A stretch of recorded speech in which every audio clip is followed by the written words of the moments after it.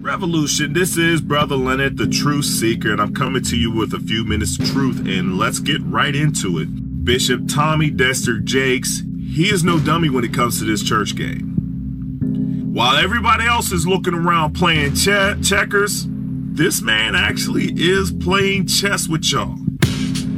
Revolution, people, Juanita Bynum. I've always felt that she was crazy, but she damn near schizophrenic now.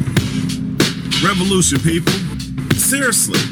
When are we going to stop allowing Jamal Bryant to just be the embarrassment to the body of Christ that he is?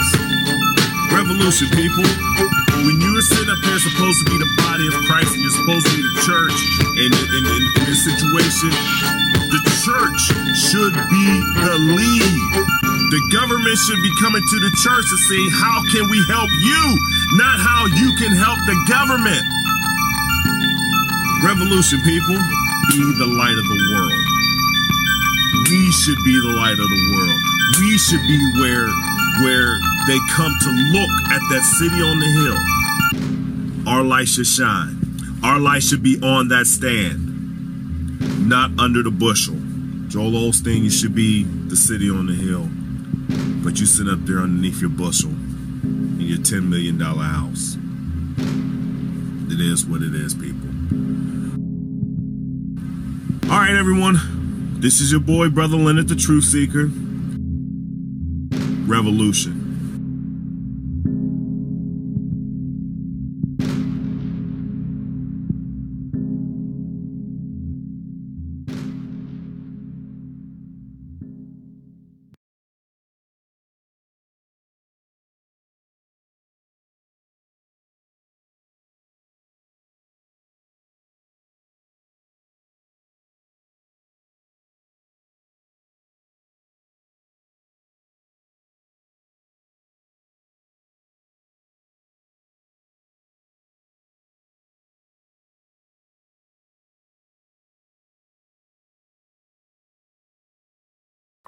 Like I said, revolution, everybody.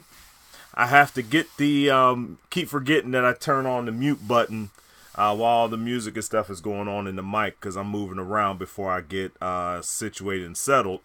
And, and I'm trying to turn off TVs and stuff, and, so I try to keep that noise down. But tonight's an interesting night. We're going to get started on this night. Hopefully, won't be before you too long. I know that I can roll on for hours at a time, and I don't really want to do that. I want to keep this short, sweet, and concise, and hopefully very truthful. Before I get started, I know last week I might have troubled a lot of folk when I started talking about how I was in agreement with Carlton in a lot of what he's thinking and a lot of what he is saying. When it comes to the no hell and stuff like that. Oh well, it is what it is. But I understand how that goes. I understand how this stuff goes. Tonight we'll talk a lot about celebrity. A little bit later on, and about celebrity as it relates to Bill Cosby and pastors. So that's the big story on tonight. I'm going to touch on Kanye in a second before I even get started in this intro, so don't worry about that. I'm going to get on to that. But also tonight, I'm going to say some words about the passing of James Cone. If you're not familiar, he is a theologian in the African Methodist Episcopal Church who wrote several books and basically coined a theology. So we're going to talk a little bit about that. Not much about the theology itself, but just him as a man. I'm going to read a couple of obituaries on him tonight. That's the second story. And tonight, we're going to start off with Black Hebrew Israelites. And when I get to that, we'll go to that in a second. But real quick on Kanye West. I know a lot of us have heard his statements. I'm not going to play them Actually, tonight, no videos tonight, except for the moment of levity. All right. But, so no videos. So I'm not going to play what he said. You could find it. TMZ ran with it hard yesterday. Plus, I didn't get a chance to today to listen to his conversation with Charlemagne the God. But I probably won't do that. And here's why. I figured out what is Kanye's problem. First of all, we could tell that he has some sort of mental health issues. I'm choosing not to placate into this matter because I realize this, that the man is trying to sell records. I said this on my social media page. The man's trying to sell records. Excuse me. So what he's finding out is a phrase that has been coined by a wrestling promoter by the name of Eric Bischoff. And his phrase he actually made as a title of his book. It says, "Controversy creates cash." So a lot of times when celebrities start saying and doing things that are off the wall, you can start looking at what they have, what they have coming. A lot of times you'll start seeing rappers, around the time when their new album's coming out, you'll see rappers getting themselves involved in some sort of drug arrest. Whether it is some sort of marijuana thing or something like that. Even as simple as one rapper, I won't name names, but one rapper decided that he wanted to pee on the side of a building shortly when his album was coming out, so that he can get attention by getting a charge here in this city. You can guess who I'm talking about on that. But you have all these situations with all these celebrities, and they want to promote something, and sometimes to get your name on everyone's tongue, you do and say some stupid stuff. Now, I'm not going to dignify his statement. Yes, his statement was stupid. Just flat out stupid. So now we have this thing where Kanye West is out here saying stupid stuff. But let's look at the genesis of where this stupid stuff with Kanye began. Now, many people will talk about Kanye going crazy after his mother, accidentally passed due to her plastic surgery gone wrong. I would say that might be a part of it, but he made good music that was very sound after his mother's passing. Except for the fact that he started calling himself God, then, that was a little bit different.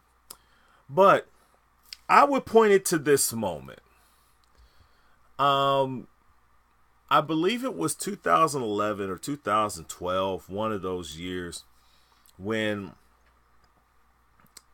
Taylor Swift was receiving some award. I'm not sure if it was a Grammy or American Music Award. I'm not necessarily sure of what the award was, but she was receiving an award, and Kanye went up there and hijacked the mic, took the mic from her, hijacked the thing, and basically said that her award was good, but Beyonce was better. Now, at that moment, what you're seeing is Kanye West trying to chase appreciation from his friends in Jay-Z and Beyonce. Now, let's fast forward up about 24 to 48 hours later, when getting prepped for an interview, then President Barack Obama was getting himself, like I said, being prepped for an interview, was candid. The cameras were rolling, and one of the PAs or production assistants asked the president, Mr. President, what are your thoughts on Kanye? Mr. President, Barack Obama, he went on to say basically that Kanye West is a jackass. Now, at that moment, I believe that is the seed planted for the response that we have today. What do you mean? Up until that point, the President Barack Obama, the first African-American president in this country, took a liking to a lot of Kanye West's friends. Friends being Jay-Z and Beyonce, Common, and even Chance the Rapper, John Legend, just to name a few. But being from Chicago and Kanye doing that to Taylor Swift, Mr. President called him, President Obama called him a jackass. So now, let's come up to 2018 or 2017. Who was one of the people? There was several people, several prominent black folk that made their way to Trump Tower during Trump's transition to the White House after he won the election. And we saw that Jim Brown, NFL Hall of Famer, Ray Lewis, future NFL Hall of Famer, went up to Trump Tower to meet with Donald Trump. Also, entertainer, comedian Steve Harvey also went up to meet Donald Trump, and lo and behold, Kanye West went to meet with Donald Trump. Now, all the rest of them at that time received backlash, and lots of it. Folk were boycotting Steve Harvey's show. He was, his stuff was going crazy. People started, not respecting Ray Lewis really, really bad. They just chalked up Jim Brown to being old. And I'm not talking about the preachers, like Daryl, and I'm not going to mention, I'm not going to talk about the preachers, Daryl Scott, Mark Burns, and then Omarosa that was a part of those meetings as well. So those three people suffered popularity amongst the black community. They suffered. But Kanye West went around basically unnoticed at this thing. So now, because he went unnoticed then, he didn't have an album at that point. Now, he's trying to get an album out.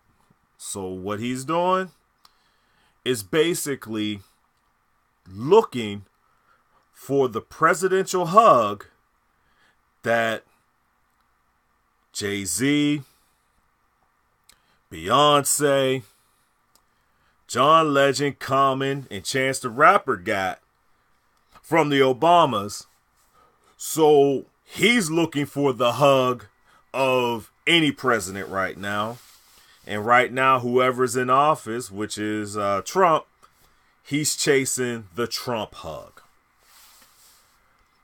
It's amazing how we will, chase after people's approval.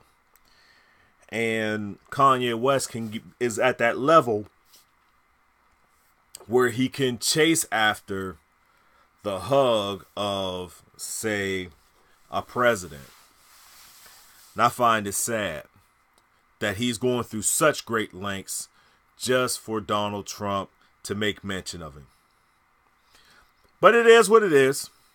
It is what it is. So yeah, those are my thoughts on Trump and West. And, you know, and the fact that he did marry Kardashian. And I might get trouble when I say this, but, you know, them Kardashian women been messing up black men since OJ. And yes, I believe OJ is Chloe's dad. Okay? I just do that. I believe that OJ is Chloe's dad. But yes, them Kardashian women have been messing up black men, and it messed up a white man so much that he decided to become a woman. That's the power of the Kardashians, people. Okay? That's the power of them Kardashians. That's why hey, it is what it is. But let's get started tonight. That was just my quick soliloquy on Kanye West. I appreciate everyone who's in the chat room. Hello, Sister Charlene and Sister Brock. I appreciate you, Renee, Eric, Sister Brenda. Love you. Thank you for checking in. But let's begin tonight with this situation about the black Hebrew Israelites. Now, the black Hebrew Israelites, let me just say this, okay? Because when I put a video out like this, much like Geno Jennings, okay? I'm going to give an analogy first, and then I'm going to make my statement. When a new bank teller is hired by a bank, one of the first things that they do after they go through their little training on, you know, banking stuff and their policies on how to do X, Y, and Z of their jobs and tasks, one of the things that they're going to do in training is sit a dollar bill. Let me just get one for you. I'll just get a dollar bill so we could work this out. Just thought about this just to do this on the flim. I should have had this ready to go. But you see this? This is, let me move over here. This is a dollar bill, right? We see this is a dollar bill. We know that, all right? What they'll do with this dollar bill is they will teach the employees, their new hires, on what a dollar bill should look like. Now, we may think it's funny because we see dollar bills almost every day. But in their job, it's very important to know the difference between a real dollar bill, like this one, and a counterfeit dollar bill. So the best way to understand what is a real dollar bill is to know without a shadow of a doubt, when you look at a dollar bill, that you know that it's a real dollar bill. So you will know the real, so that when the fake come to you, when you see the real dollar bill, when you see the fake, you will instantly recognize it and basically deem it as counterfeit. That's the same premise that I take with this Christian faith and with this walk. I do take the time to actually try to study out so that I can know the truth, so that I can know the real, right? When I don't know what the real, when I can see that something is coming at me or someone speaking to me that is not real, I begin the process for me of ignoring it. I don't need to take no time, waste my time trying to study what black Hebrew Israelites actually are, what they mean, or whatever. It doesn't really help me to get to understand why they could sit up there and try to get them saved or whatnot. That's not my job. If I know the truth, I present them the truth. If I come to in a conversation with someone who's a black Hebrew Israelite, and we can sit up there and talk about scripture from the true perspective, and I'll combat them with the truth instead of just worried about what they believe.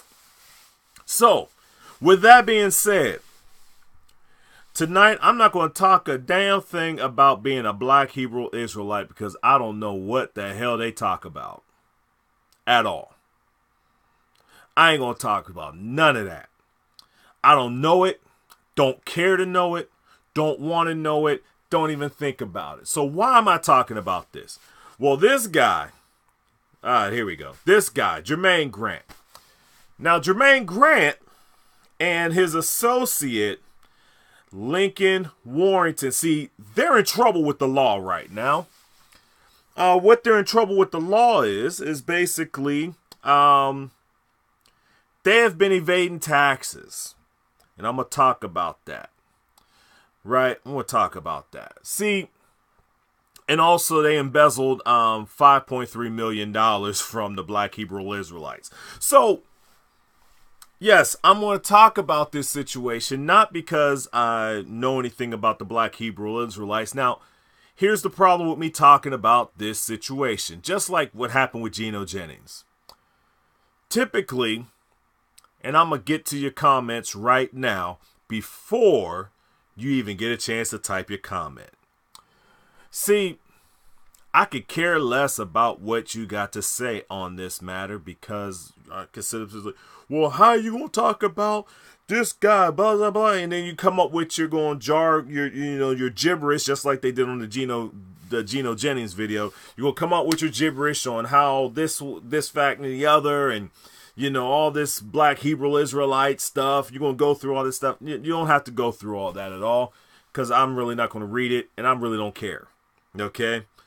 Really don't care. Once you start riding for your little preacher dude, I'm really like, okay, whatever. You're not really trying to engage the thing. You just riding for your little preacher dude. And just so happens you're going to start riding for this knucklehead. But see, this knucklehead done ripped you off and your little black Hebrew Israelite little self basically stole money from you, but you gonna sit up there and act as if he the man of God for you. There's no difference in this pimping. It doesn't matter who's pimping. I've talked about Geno Jennings pimping y'all. I've talked about Louis Farrakhan pimping y'all. Okay? Same with the Farrakhan video. Soon as I sit up there and folk talking about he saved, now he talking Jesus, and I was like, listen, he pimping and playing y'all.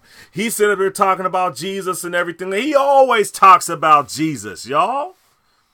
Y'all gonna act like, oh, he acknowledges. No, he always talks about Jesus. He always acknowledges him as a savior, but he don't want to live it. He just in that church sitting up there pimping them so that he can bring them over there. He was pimping them, just like how he been pimping folk for that past 40 years. Farrakhan been doing that stuff for the past 40 years, but y'all gonna sit up here and act like, oh, the Farrakhan. You can look at the videos and look at the comments. You can look at the videos and look at the comments, and it's like, okay, come on. So I'm beating you guys to the punch this time. You don't have to comment on this portion. Just know this: the man sat up there and stole from y'all $5.3 million. Think about this, because I know they telling y'all to tithe. It is not a option type of deal. It is like you better do it. So he's taking your money and doing whatever they want to do with it. Now, I'm getting this straight from the Department of Justice. So this is not some doctored up release of, some left-wing conspiracy about going to take down the black Hebrew Israelites. It's the white man doing no. See, what happened is, regardless of what you think you are or who you think you are, in this country, when you take money and you do not pay taxes on that money, eventually, when you take enough money, you will get caught and you will get found out. So, like for instance, they call themselves Israelite Church of God and Jesus Christ.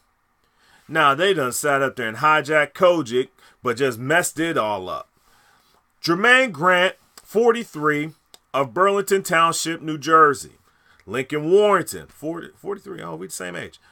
Warrington, 48, of Teaneck, New Jersey, were both charged by indictment with one count to conspiring to defraud the United States. Grant is also charged with 5 counts of personal income tax evasion. Okay? According to the indictment, from January 2007 through April of 2016, Grant, the leader of the Israelites, and Warren, a high-ranking treasurer, allegedly used their positions to divert millions of dollars for Grant's personal use and benefit.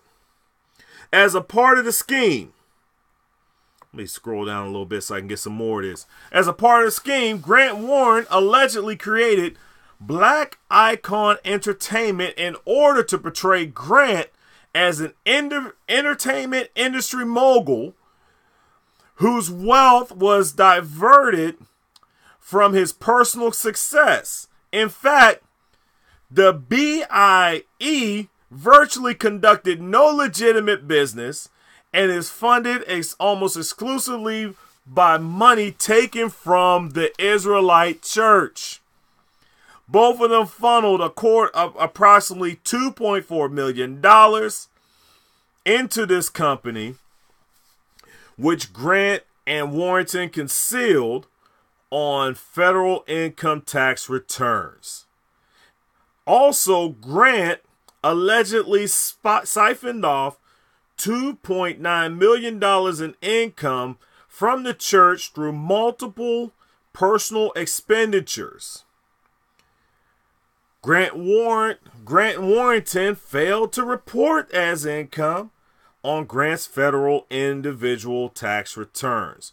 Grant used the debit card to purchase home furnishings, luxury items, designer clothes, real estate, trips to Disneyland, and other resorts for his family, multiple high-end vehicles, private school for some of his children. What about the other children? They couldn't go to private school? Who were chauffeured in a Mercedes paid for by the church. Altogether, they failed to report $5,342,920 in income derived from the Israelite Church of God in Jesus Christ from 2007 through 2015. And that's resulting into a tax loss of the United States government of $1.9 or almost $2 million. Now, each of these have a maximum of 5 years and a $250,000 fine. And that's what's going on with the Black Hebrew Israelites Church. Now, what you saw here was not only just they just took money from the church, but what you saw here is money laundering. Creating dummy corporations to sit up there to funnel money through so that they could pass through as business expenses instead of personal income. That's money laundering. And they're in your and BHI folk, your pastor is money laundering. And I'm sure that whatever the God that you pray to, I think it's our God, I'm not sure. Like I said, I don't know and don't care. But whatever God you pray to, I'm sure that the God that you pray to does not, have thou shalt money launder. I'm sure that's not in your text. I'm sure, if thou taketh thy money and put thy money into a company, then thou shalt be rewarded with a great blessing of that company giving money directly to you I'm sure that's not in your word. I'm sure that's not in your word. But apparently, Mr. Grant, see, this is the whole thing. I do these videos, okay, and I do this live stream and I do these videos, not because I'm trying to get, after preachers so much that I hate preachers. No. I hate what they do to you. And regardless of my personal feelings on whatever the situation is, regardless of my personal feelings on whether I think that you have a legitimate religion or not, a legitimate faith, if you're a part of Christianity, if you're not, whatever it is, just because you are this way doesn't mean that I don't care about you, the people. So if you are a member of that church, if you want to sit up there and say that you ride for the Black Hebrew Israelites, if you ride for these folk, then you need to do something about this. Because this stuff is ridiculous. They done sat up there and stole $5 million of your money that I don't know what you use it for. Maybe you're supposed to have a new church. Maybe that was supposed to go to the school or something.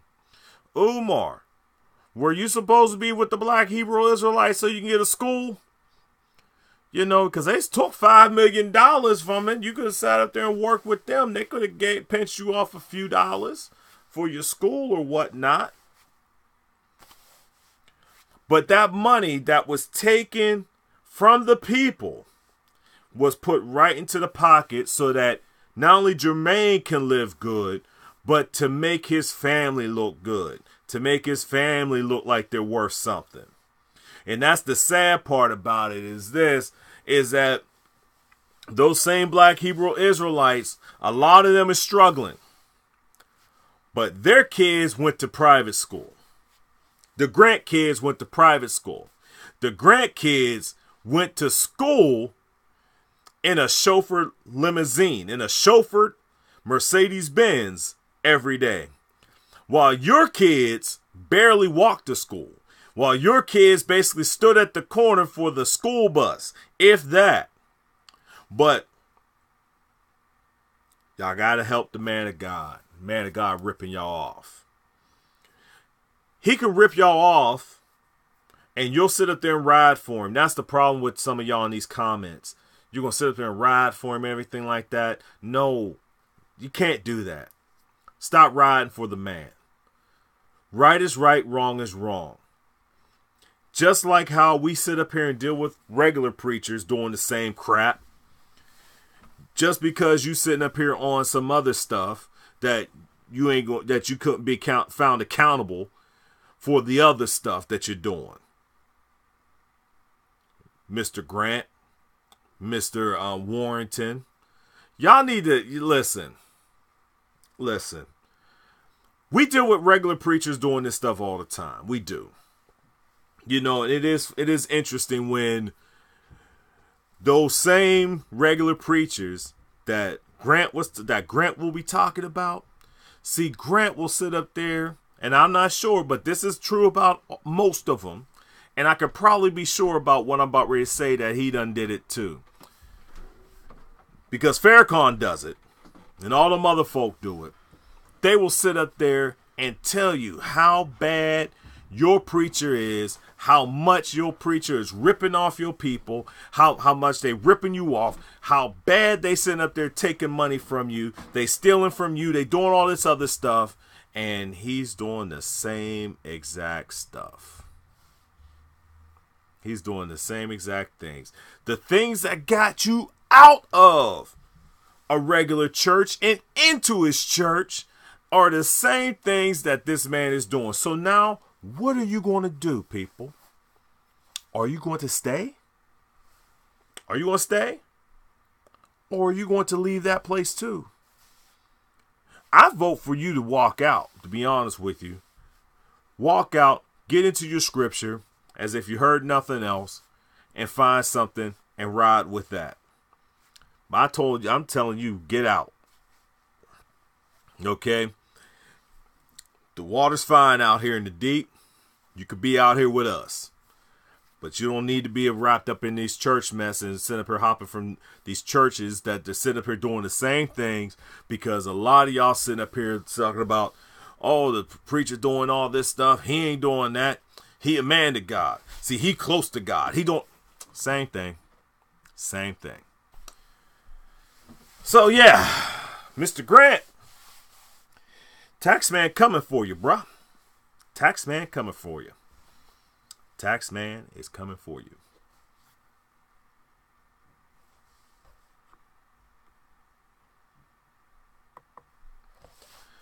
All right, I'm not going to take a break. I'll take a break after this story. But I'm going to calm down a little bit, just so that we can deal with this for a second.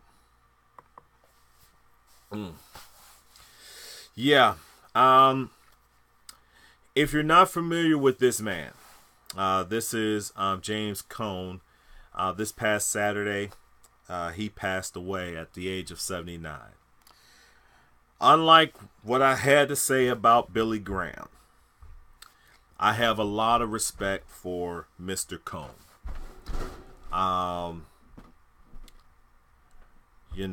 Have a lot of respect for Mr. Cone. See, last week, I'll just tell this story real quick. See, last week, I made the announcement that I was going to basically take a sabbatical over the summer. And that a part of that sabbatical was, not only just recharging my, my mental stuff that's going on with, personal life right now, plus the things, but I wanted to take some time to study what I was going to study this summer, and I swear to God, I'm not making this up. I'm not just going to. I know that when I say this, it sounds like I might be lying, but the God's honest truth, what I actually was going to study was this man. Still going to do it, but I was going to study this man. And I was going to study this man and study his teachings. Okay? I'm serious. I'm sitting up here, getting ready, and I'm sitting up here talking like I'm going to sit back here. And I told y'all last week at the end that I'm going to go through and I just want to take time to study scripture and study. But really, I was really interested in black liberation theology. And the reason why I'm interested in it is there's a lot of what he taught, and basically for me, I'm trying to get more information so that I can reconcile what he was teaching between trying to bring the black experience into scripture. And so I was going to study this man. I was also going to study Jeremiah Wright, because he teaches a lot of his stuff, which I forgot. There's a couple other folk that only wrote about it, but actually taught what he taught what this man taught. So so that's a part of what I was going to be doing this summer.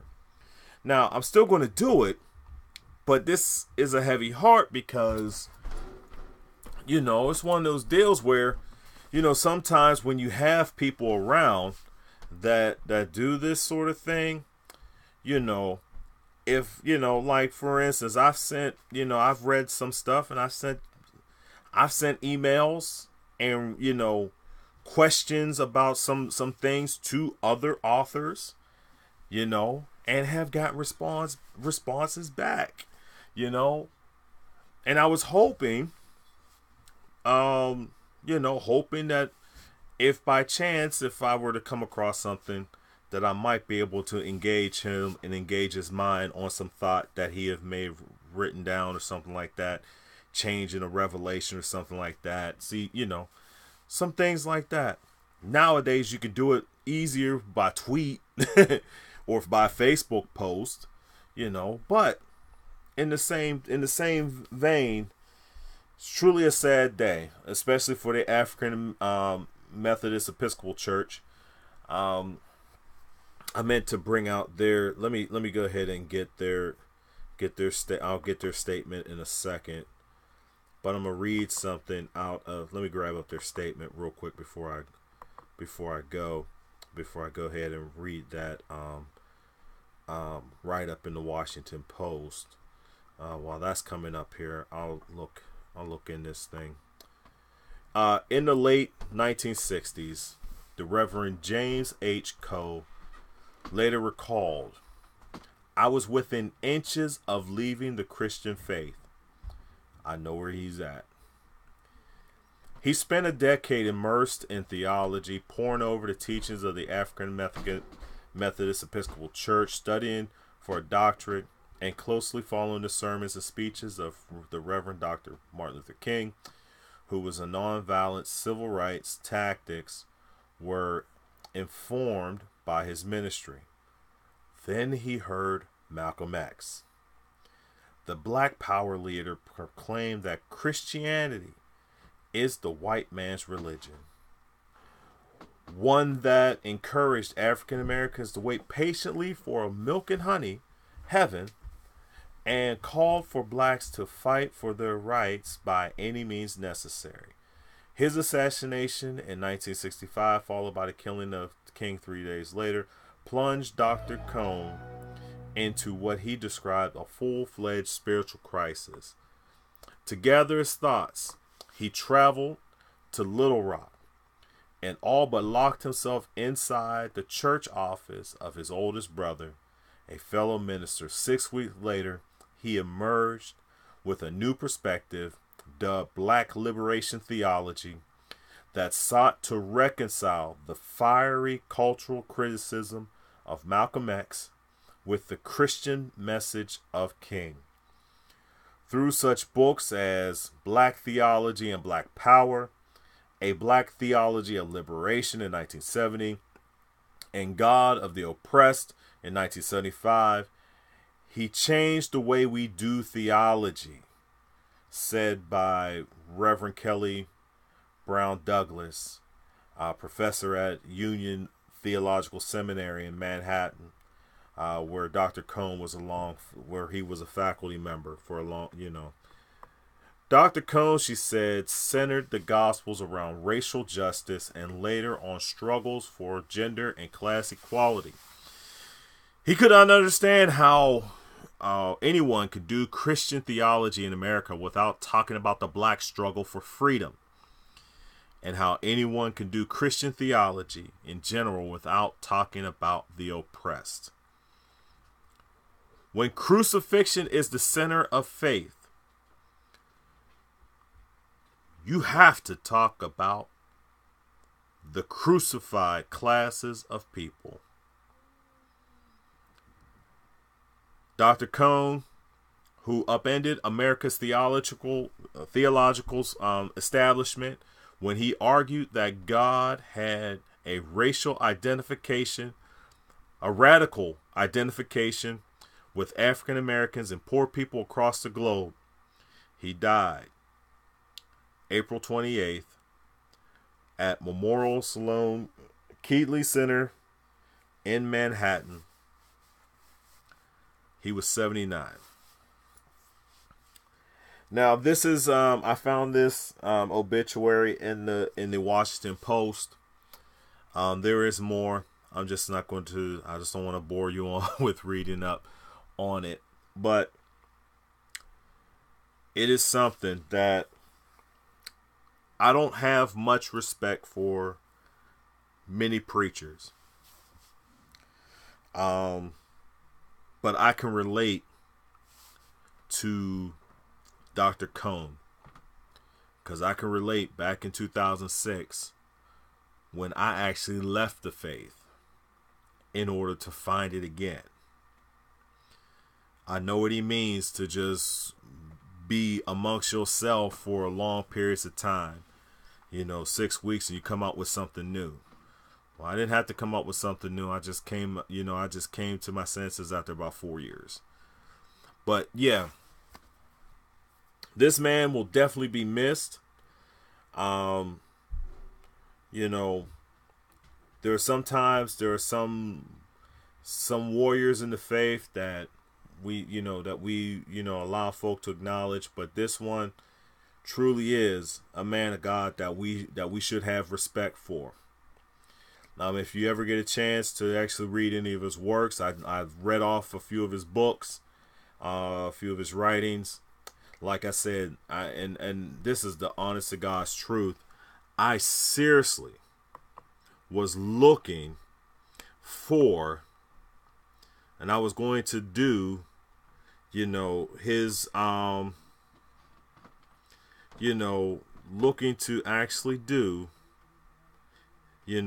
study, his work, and, him with others with black liberation theology. All right, now I'm pulling up here what the AME Church had said in their statement for Dr. Cone. This is from the General Council of, I guess they call themselves, let me just say what it is, the Council of Bishops of the African Methodist Episcopal Church. This is what they had to say. The African Methodist Episcopal Church celebrates the life, work, and legacy of Dr. James H. Cone. Dr. Cone's theological purpose and project were to challenge the theological idolatry of white supremacy while encouraging the black church to be unashamed, black, and unapologetically Christian. His classic works of Black Theology and Black Power in 1969, a Black Theology of Liberation, The God of the Oppressed, powerfully challenged theologically, socially, political, and ecclesiastically business as usual. His latest publication, The Cross and the Lynching Tree, published in 2012, won the distinguished Grommeyer Award in Religion. His spiritual autobiography, I Said I Wasn't Going to Tell Nobody, will be released in the fall of this year. His powerful and awakening books earned him the title of Father of Black Liberal Theology. Dr. Cone's extraordinary skill in the classroom, the lecture hall, behind a local church pulpit made him a theological prophet, mentor, and role model to many.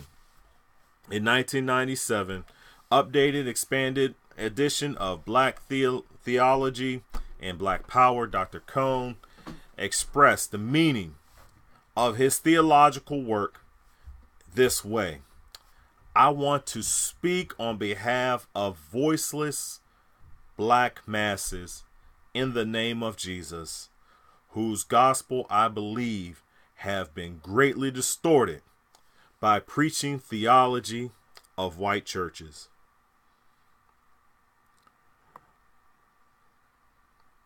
Yeah, okay, that's something else. And then they go ahead on into a little bit of his background and everything like that. What a statement. What a statement. I want to speak on behalf of the voiceless black masses in the name of Jesus, whose gospel I believe have been greatly distorted by preaching theology of white churches. Now, we may have problems with some of the people that's in the AME church, like Jamal Bryant here, I just don't understand why he's still a pastor. But these are some great words about a great man. And I just wanted to share that with you and give you some time to do some reflection on the life of the Dr. James Cone.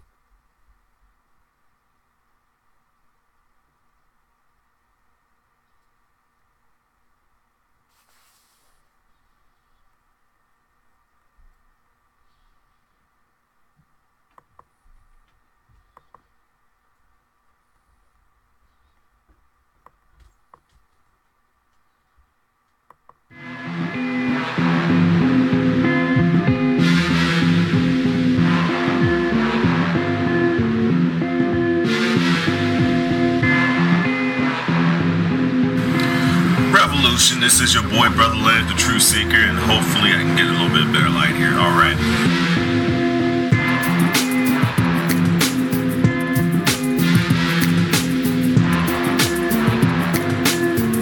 When you hear this one, it's serious.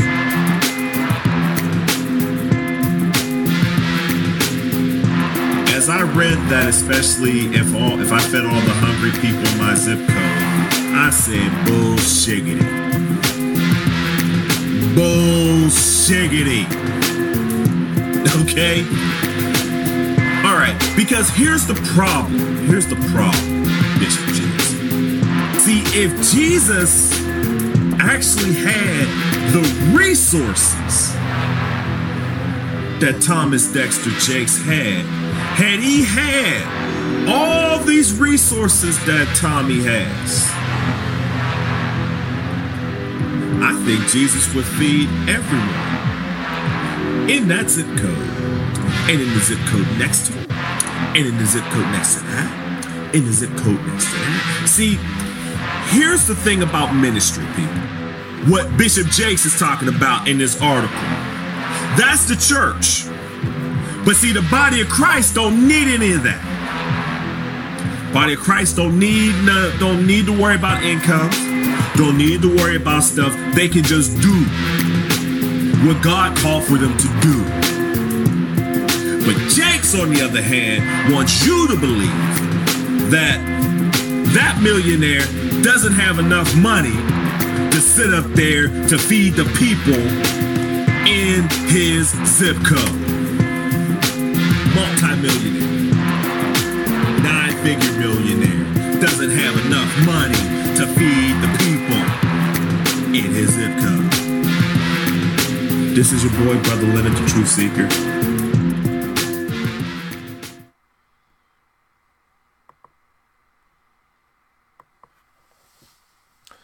All right. Well, I did all that in an hour.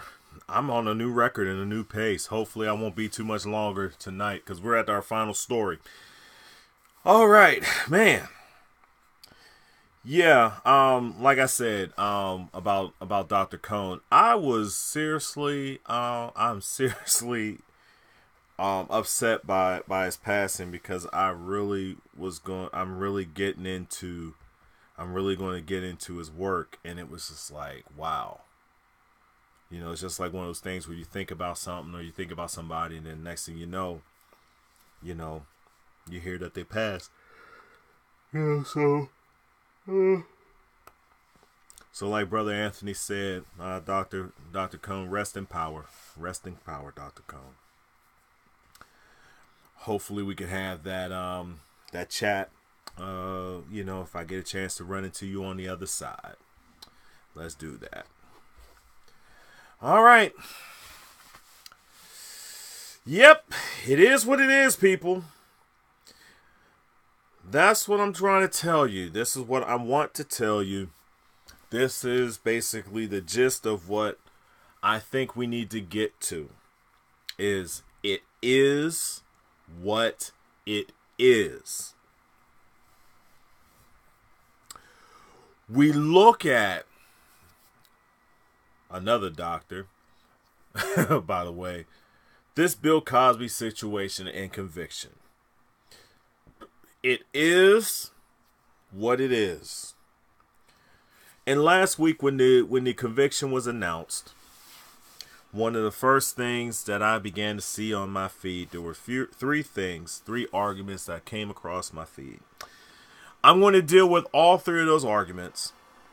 Hope to destroy those arguments. But this man raped over 60 women. Now, statistically, we must know this. Y'all know that I deal with a lot of rape situations and rape cases. Okay? Statistically,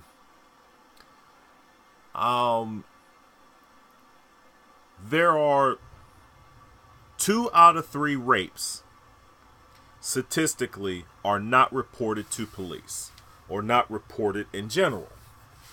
So if you're looking at that, one can easily surmise that there's a possibility that even though 60 came about, that there's a possibility of another 180, 150 to 180 women that he might have sexually assaulted.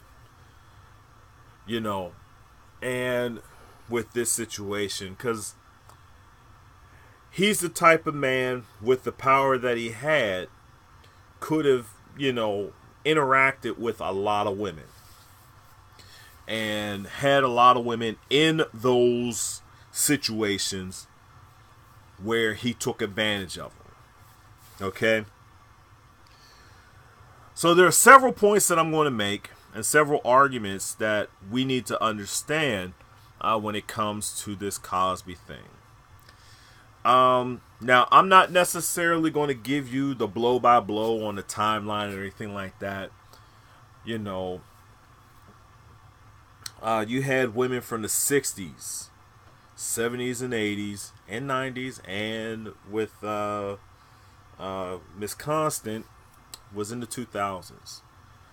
You had 4 decades of women, almost 50 years before these women got their justice, their due justice. You know, their due justice. So let's look at it from this perspective. And I've heard this for so long. Well, why? This is another argument. Why would they wait for so long? And I had this conversation with a friend of mine today. Why would they wait so long? Number one, and this was a man, and I wanted to say this, and I didn't get a chance to say this because I had to rush out. But when you say that from a position of power. You know, you can say all that you want to say, but, you know, when you're raped, it's a mental, you know, it messes with your mental, it messes with your mentality. You know, because when you thought you had power, that person stole from you. And what they stole from you was power. Which is why a lot of people, when they deal with these sexual assaults and these rapes, it takes a long time for them to heal. Because they feel as if they are powerless. Because you could sit up there and say to the police that, and I explained this to him too, this is how far the power thing goes. First of all, for a woman to be, you know, for a woman to go through this, a lot of times, up until recently, if you said that you were raped, more than likely you were not believed. Or if you were raped, it was your fault. Because you had on a short skirt. You showed too much cleavage. You knew that you were going up into that man's room, that hotel room. You knew what to expect.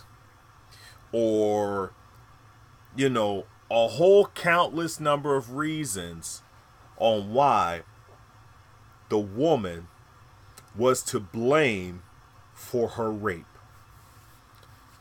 We've all heard those stories. We've all heard those excuses. So why come force to the police when you already are self-guilty? You've already placed the blame on yourself on coming forward. So why wait for that long? Well, you wait for that long because you're looking at this man, Bill Cosby. You're looking at Dr. Huxtable. You're looking at dude from I Spy. Whatchamacallit with Sidney Poitier. I keep forgetting these characters' names. But you're sitting up here looking at all the great things that this man was doing and how much of a star he was.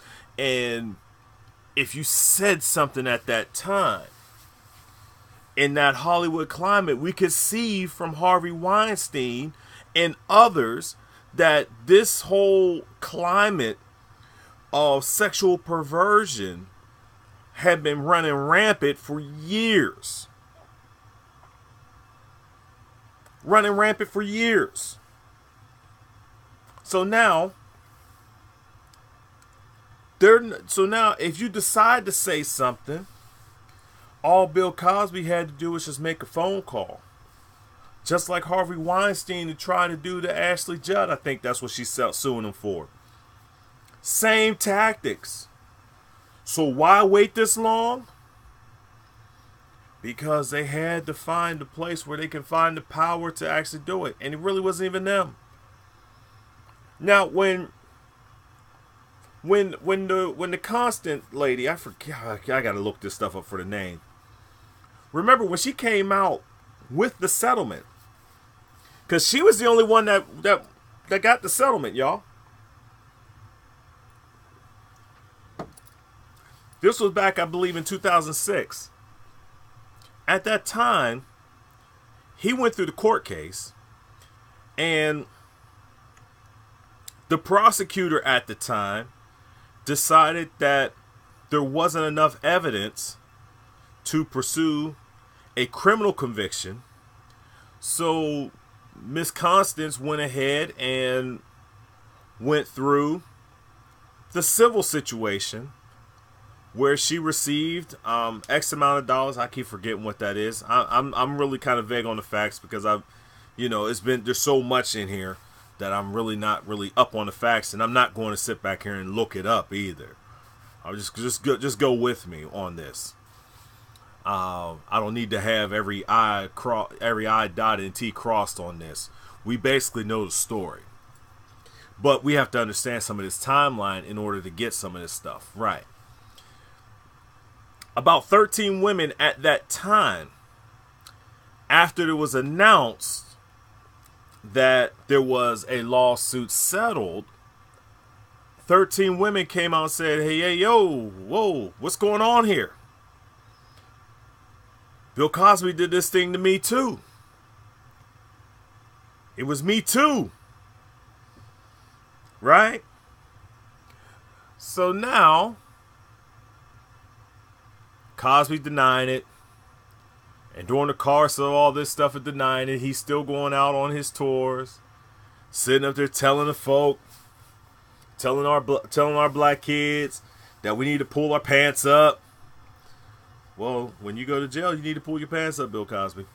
Telling about how we naming our children. These dumb ghetto names. He going on and on and on. All the while, he was turning off a lot of people in the community. See, once I started hearing this talk from him, and basically, you can make these speeches, you can make these situations, but it was like he was speaking about black folk and about black stuff to audiences that weren't necessarily black. Okay? And when you're talking like this and these self-checks type of things, you can talk about it in a way that seems to be loving. When he was talking about that stuff, he was not loving. It didn't come off as being loving. It came off as he's up here and y'all down here. That's what it came off as. That's how a lot of folk interpret it. And I had began to lose respect for him. I had stopped, you catch the Cosby Show, in reruns and a lot of great stuff.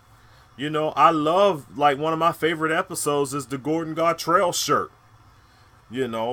That was one of my favorite episodes when they sit up there and sang for the parents, for their anniversary. Another great episode. But I stopped watching the Cosby Show after that stuff because I couldn't stand seeing the man.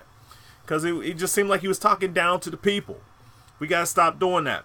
If we're going to come off and talk to people, got to talk to people in love. And got to be about loving stuff. In a more loving way. Well, let's fast forward to about 2000. I believe it was 15. Was it 2000? Yeah, November 2015, I believe it was. Hannibal Buress got up on stage, and see, the first time, remember the 13 that came out? At that time, there wasn't Twitter. There wasn't Facebook. Yeah, Facebook was, was basically just Mark Zuckerberg's little thing up there at their Harvard or whatnot. But there really was no Facebook. You know, it was just MySpace, if that. You know, but the social media was in its infancy. There was no Twitter. There was no Instagram, none of that stuff. And, you know, it wasn't popular at the time to take your cell phone. And I don't even think there was smartphones at the time. There might have been smartphones at the time, but they were very rare. Most of us were still using flip phones. And if we were taking pictures, you know, they would be the little granular. They would be pictures. They wouldn't be videos. So now let's fast forward up to 2015, November 2015. I will get to the NBC thing in a minute, okay? Just hold your horses. So, in 2015, comedian Hannibal Buress. Hannibal Buress gets on stage, and now, with Twitter, with cell phones that record video, somebody in the audience was recording Hannibal Buress's set that he was performing at a comedy club. And during the course of that thing, he cussed out Bill Cosby and called him a rapist. And he talked about the 13 women that said that he's a rapist. And, you know, and in that video went viral. Almost 10 years after the fact, from the time that he settled with Angela Constant to Hannibal Buress coming out and making that statement. Since then, for about a year, new victims just kept coming out. And everyone's talking about, well, number one, why would they wait so long? These are all fake and all these other stuff. No. No. They're not fake. They're not fake. You know, first of all, you know, I know that some women or some people would do a lot of things for money, but claiming that you are a raped victim, that's very, very low, number one. Number two, when you look at it statistically, it makes sense. Now it comes to find out in the deposition that when they opened up because the deposition was sealed in 2006, when he comes out and he talks about how he used to buy drugs for all these different, buy drugs for women and to give the women drugs. He admitted to that. Listen, this man is guilty. But then they go to trial. The first trial last summer ended up. Now, first, mind you, before they went to trial, remember, in 2016, there was an election, okay, in the city of Philadelphia. And the DA at the time promised, as a campaign promise, because of all the women that kept coming out, that if you elect me, I'm going to prosecute Bill Cosby. I don't know if that was the deciding vote on that, but it is what it is. That prosecutor, that DA got elected. Now, he went ahead, put together a lawsuit, and last summer, mind you, remember 2017, last summer, they went to court, and the first case ended in a hung jury. So now, 6 months later, they go to court again, and this time, this jury, this jury found him guilty. Now, he will be sentenced at a later date. I'm not sure when the sentencing is yet. I don't think they have announced it yet. But here's the situation, and let's deal with these three arguments here. The first argument. Was this a racist plot to tear down a black man who's a father figure type? No. No, it wasn't. Did race have to do with a factor to do with any of this? In this situation, I don't believe so. I believe race is a part of everything, but when you have a man sitting up there drugging women, now mind you, in all this stuff that he's been doing, he's the one, and I know that some comedians like Eddie Griffin were talking about how in the 70s everybody was taking pills and everybody. No, everybody in the 70s weren't taking pills. Guess who wasn't taking pills, Eddie Griffin? As his words, as the testimony of the women, guess who wasn't taking pills? Bill Cosby. See, how you gonna sit up there and take Quaaludes and stuff, and they be knocked out, and you be knocked out at the same time and try to rape somebody? No, somebody in the room gotta be sober. That was Bill Cosby. Everybody was taking pills around. Everybody was taking pills, except for Bill Cosby. You gotta remember that. He was the one that wasn't taking pills. He was the one that was sober in these situations. So he was the one that was sitting up there raping and molesting these women. Right. So now, was it a black man being taken down by the man? Come on, y'all. If he wasn't doing this stuff, if he wasn't doing this stuff, number one, there would not be a situation where, so many women would have come out and basically said these sorts of things. One or two might have been able to cry out rape or whatever, and then you could try to get around it. But see, here's the other thing too.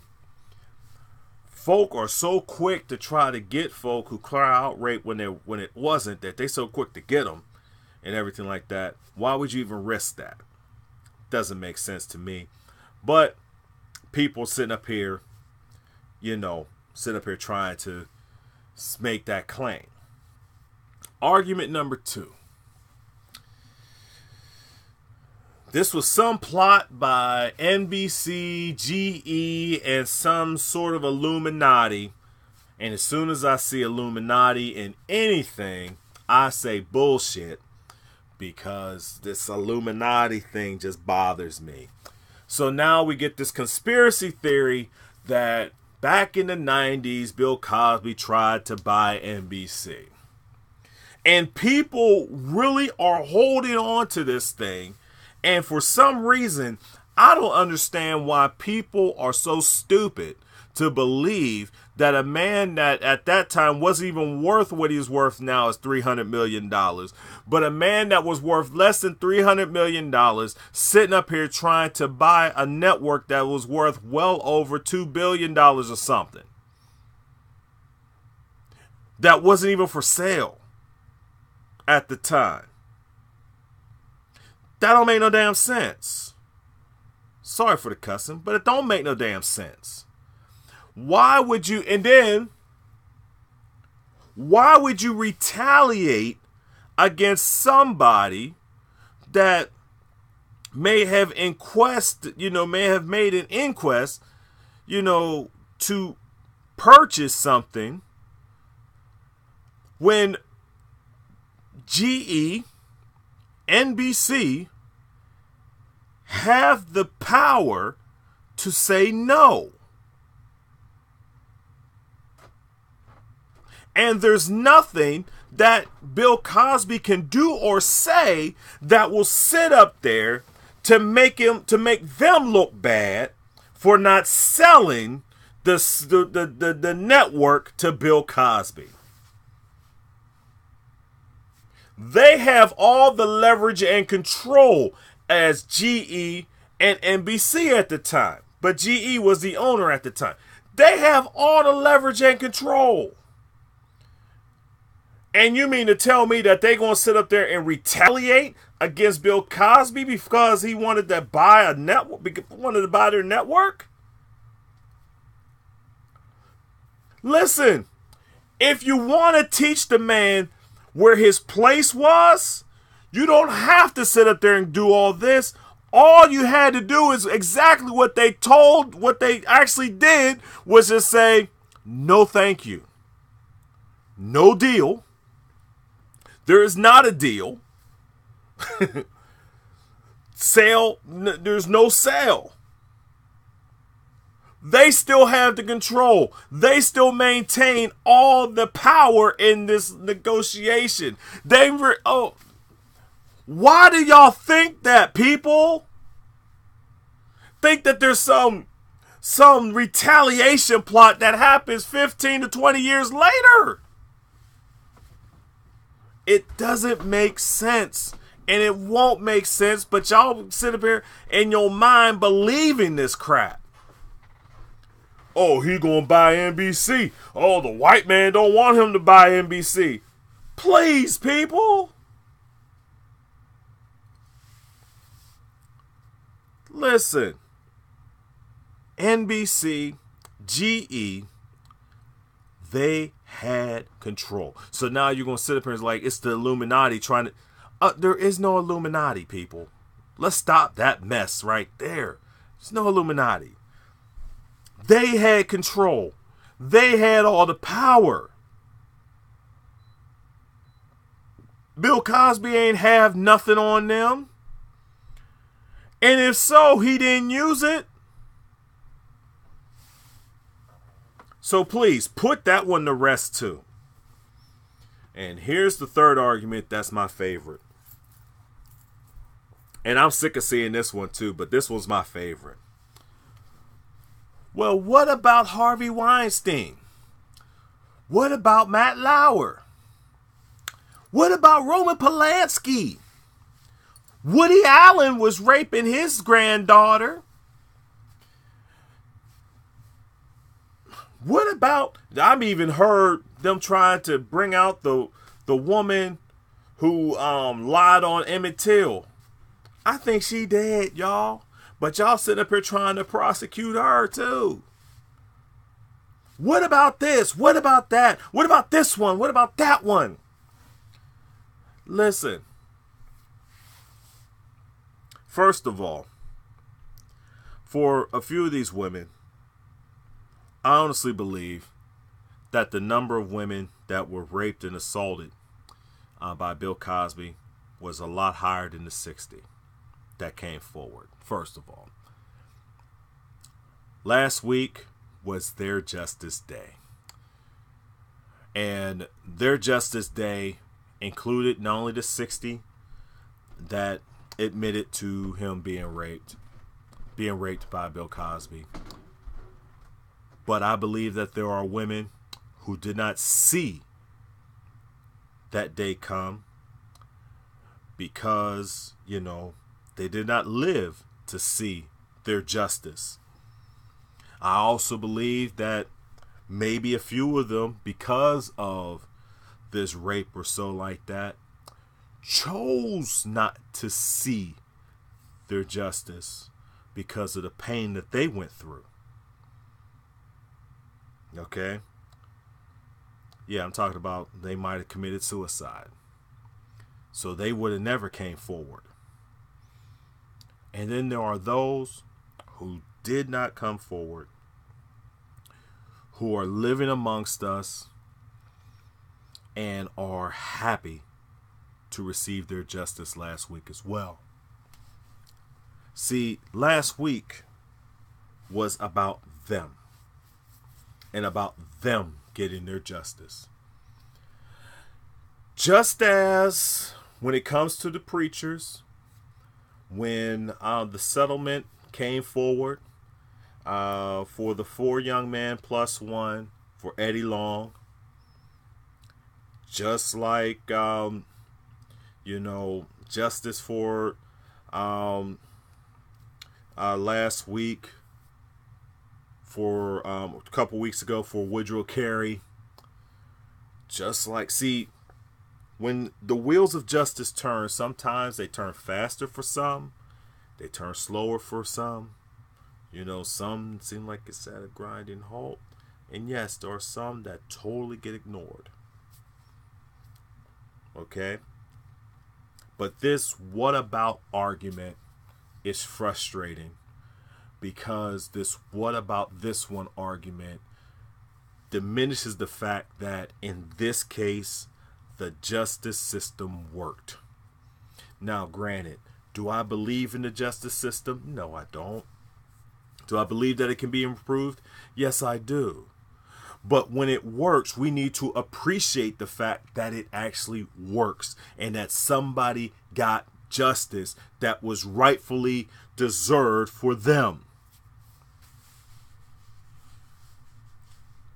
What about Roman Polanski? Well, hell, Roman Polanski, when was the last time he'd been in the States?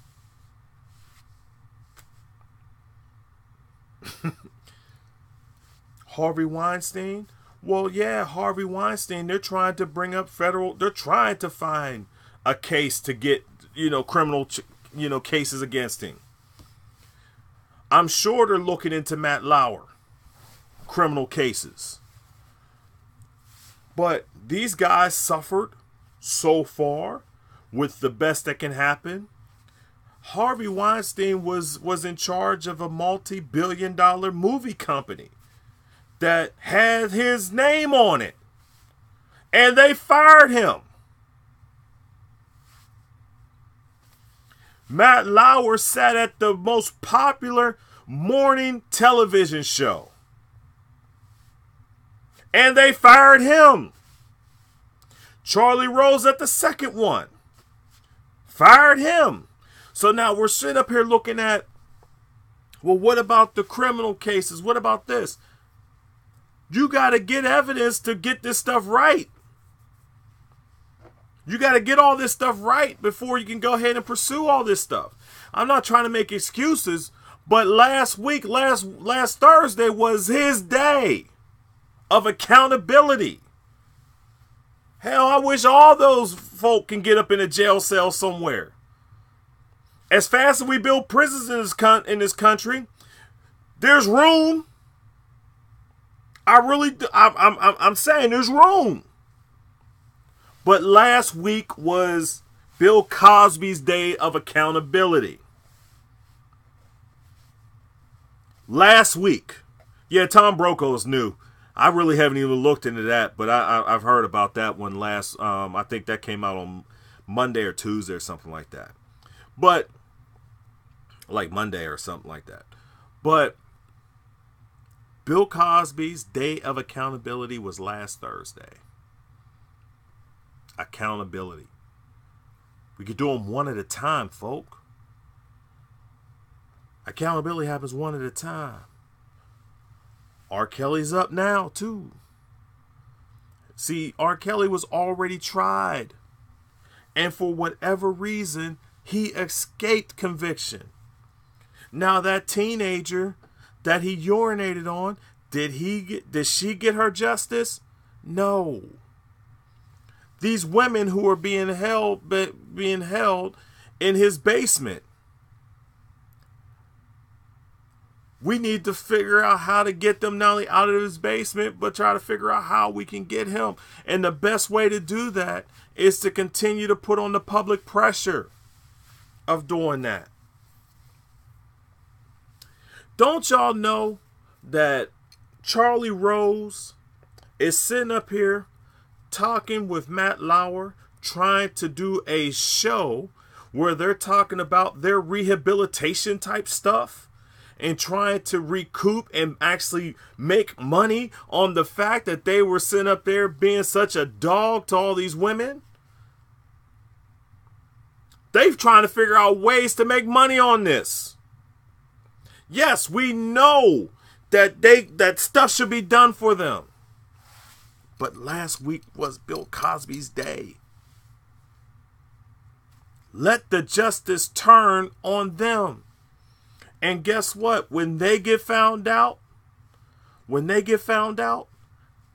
hell, I'll be celebrating that day too. We can't just sit up here and get upset. What y'all don't understand is that there are women that waited 50 years for Bill Cosby to be for their justice. And y'all sitting up here just finding out about Harvey Weinstein. Y'all just finding out about Matt Lauer, who I picked in my celebrity pervert pool. Don't worry about it. Actually, last fall, when they were when the dominoes were starting to fall, I was like, so who's next? And, you know, in the celebrity pervert pool, and I was like, all right, my pick is, and I had two picks. My pick was Matt Lauer and Steve Harvey. Okay. And then about 3 weeks later, Matt Lauer was, you know, the next one in the pervert pool. You know, so yeah. I should have brought that up through this thing, but that was on my Facebook page. So yeah, that. But anyways, what about, you know, people are talking about, what about Trump? You know, Trump may get his too. But that one you're going to have to wait for. You know, he got other problems. But with all this stuff, we have to understand that this, what about this one? What about that one? Y'all don't understand. I'm like, it took folk 50 years before Bill Cosby even got caught. 50 years. And y'all want stuff to happen overnight on these new folk? Come on, people. Celebrate the fact that these women got their justice yet last week. And hopefully justice will continue, that man will spend the rest of his life in jail. That's what you should hope for. That's what we should be focused on. And all these people coming out with all these memes like, what about this one? What about that one? What about this one? What about that one? Well, there's a priest in Philadelphia that's on. Like I said before, they're building prisons fast. They're building prisons fast in this country. There's plenty of room for all of them. But what you need to do, and hopefully this could help you out too, you know, some of these situations are bought and paid for while they're not going after them. So you might want to look at finding DAs, just like how they did in Philadelphia. Find a DA that will prosecute those folk.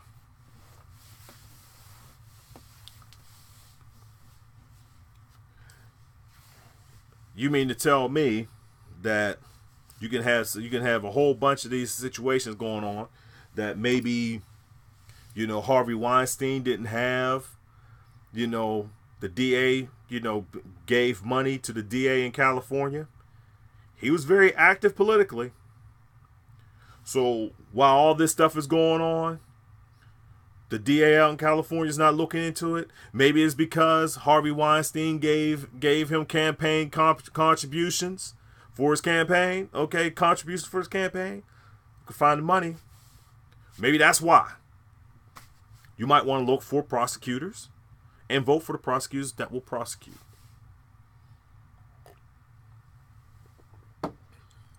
So this what about argument needs to stop. And the sad part about it is that with these same three arguments are very similar to the arguments that church folk give to justify the mess that their preacher gives them. We'll sit up here. Sometimes some church folk will sit up there and be like, oh my, you know, pastor such and such does this. Not my pastor. That's the what about argument. We'll talk about a pastor. Oh, that's not my pastor. No. You deflecting on that. Deflecting that. Or, you know, there's some sort of, you know, we use super spiritual terms like that. Oh, the devil is busy. The devil is this is just an attack from the devil. That's the NBC buying it, you know, the NBC thing. No, that's the, you know, black man, you know, argument. You know, so many of these same things, so many of the same stuff that's going on. Your preacher did wrong. Sometimes you got to do like this. It is what it is. Bill Cosby is, and then I put this on my Facebook page, and I'm just going to say it verbatim. Bill Cosby is a sexual predator. Okay? He used his celebrity status to entice women into sexual situations, and through that, he drugged them, then he raped them. And then, on this past Thursday, he was found guilty by a jury of his peers.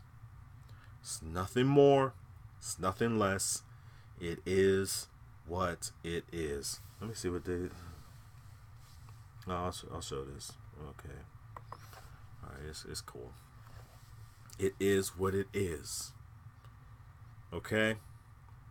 So... let's please, when it comes to, for this situation, Bill Cosby did this. And when you are found guilty of doing this, let's get justice.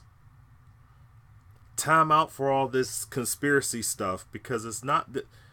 you can't have a conspiracy when you do this. Even with that thing of, well, NBC knew about it. That's why they sitting up here telling this stuff. They didn't tell about Constant. Constant happened well after the NBC buying. That stuff happened well after those rumors of him trying to buy the thing. Come on, y'all. Let's make some sense. All right. I'm done. Before I go to the moment of levity, I do want to say thank you to everyone for tuning in. And, this Bill Cosby thing really pissed me off this week. I'm really, I was time out. I was done with Bill Cosby, and then Kanye West trying to get his attention, and now everybody's sitting up there on his. I'm like, please, I'm done with Kanye. I'm tired of him too. But next week, same time, same channel, same station. We're gonna do this again. Now, hopefully I'll get enough of my information right. I'm just going to tease this. And basically, it is amazing how you can be in your grave and your lie outlives you.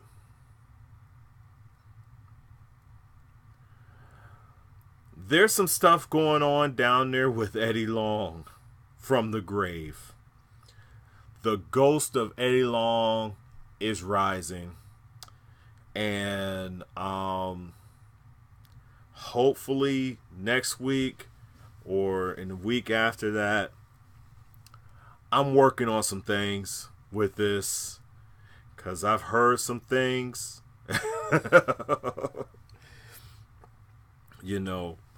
Not the titillating stuff that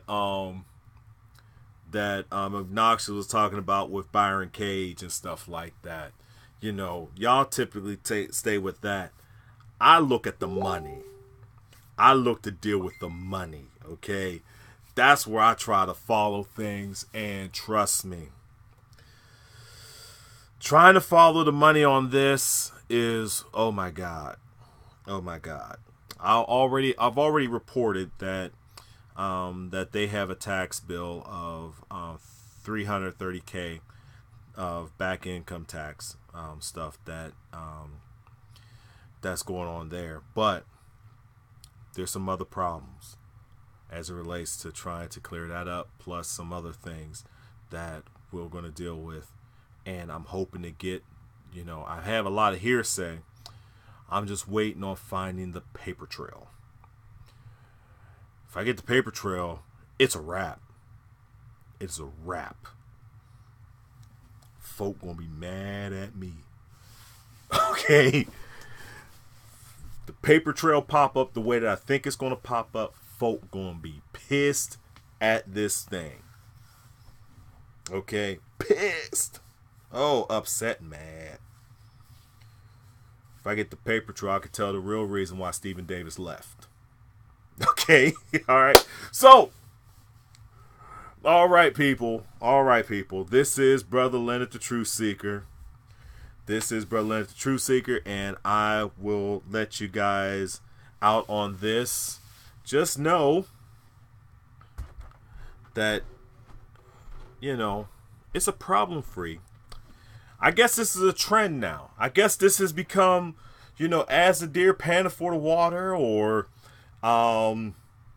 you know, Hosanna, blessed be the rock. You know, for some reason, I don't understand this, but this has become a praise and worship song. A couple weeks ago, I played for you some church doing it, and I got another church that's sitting up here doing the same thing. Good night, everyone.